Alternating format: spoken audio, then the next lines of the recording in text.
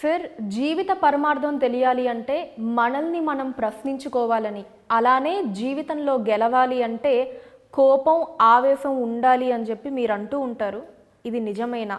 And అలానే మనిషి మనశ్శాంతిగా ఉండాలి అంటే ఏం చేయాలి? ఇందులో 2 పాయింట్స్ ఉన్నాయి.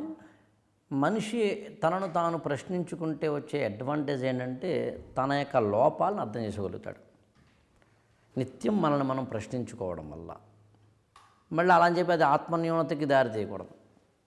అందుకు నేనేమంటానంటే ఎవ్రీ టైం సెల్ఫ్ ఇంట్రోస్పెక్షన్, నిన్ను నువ్వు ఆలోచించుకోవడం, అర్థం చేసుకోవడం, ప్రశ్నించుకోవడం, ఇది నేను బేసికల్గా చెప్పేది.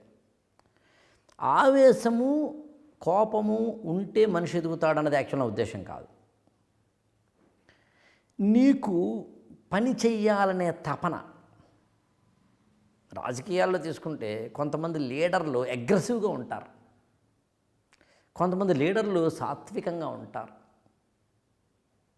ఇక్కడ అగ్రెసివ్గా ఉంటే ఏమవుతుంది నువ్వు అంటే నువ్వు త్వరగా రిజల్ట్ని చూడగలుగుతావు. అది ఆవేశం అంటే అర్థం. అది కోపం అంటే నీ మీద నీకు ఎక్కడో ఇలా కాదురా, ఇలా కాదు, నేను మొన్న యాంకరింగ్ బాగానే చేశాను కానీ ఇలా కాదబ్బా ఇంకా బాగా చేయాలి, నేను మొన్న అనూష అడిగిన ప్రశ్నకి బాగానే సమాధానం చెప్పాను కానీ అబ్బా ఇది కాదురా ఇంకా చెప్పాలి. దిస్ టైప్ ఆఫ్ నేను నువ్వు నిప్పుతో కడుక్కోవడం అంటారు మా గురుగారు సిరివెన్నెల సీతారామ శాస్త్రి గారు. అలా నిప్పుతో కడుక్కోవడం గురించి. ఇంకా జీవితంలో మనశ్శాంతిగా ఉండాలంటే నాకు తెలిసి 3 ఉంటే మనశ్శాంతి ఉంటుందబ్బా. 1, ఏమీ ఆశించకు.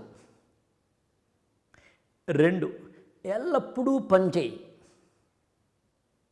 మొదటిది. 3వ చెప్పడానికి నా ముందు మళ్ళీ మొదటి చెప్తాను. ఎప్పుడు దేన్ని ఆశించకు. 2, ఎప్పుడూ పని చేయి. 3, నిన్నలో ఉండద్దు, రేపులో ఉండద్దు, ఈ క్షణంలో ఉండు. దేనిని ఆశిస్తున్నప్పుడే నీకు బాధ కలుగుతుంది. కావాలంటే చూడు, ఆశించినప్పుడు ఏమవుతుందంటే నువ్వు 100 ఆశిస్తుంటే 99 వచ్చిన బాధ 1 రాలేదని. 0 ఆశించు, ఏమీ ఆశించట్లేదు, 1 వచ్చిన ఆనందమే, ఎంత బాగుంది అన్నది. దానికి విరుగుడు ఏంటంటే అంటే ఏమీ ఆశించకపోతే ఎట్లా సార్ అనే దానికి విరుగుడు ఏంటంటే 2వది పని చేసుకుంటూ వెళ్ళిపో. పని మానద్దు, పని ఎప్పుడు ఫలితాన్ని ఇస్తుంది. 3వది పని చేస్తున్నప్పుడు నీకు నిన్నటి పని, రేపటి పని, మొన్నటి పని, రేపటి రిజల్ట్ అనేది మైండ్లో ఉండకుండా ఉండాలంటే ప్రజెంట్లోనే ఉండు. ఈ 3 ఉంటే మనశ్శాంతి. దాంతోపాటు విజయము శాంతి 2 కూడా దక్కుతాయి.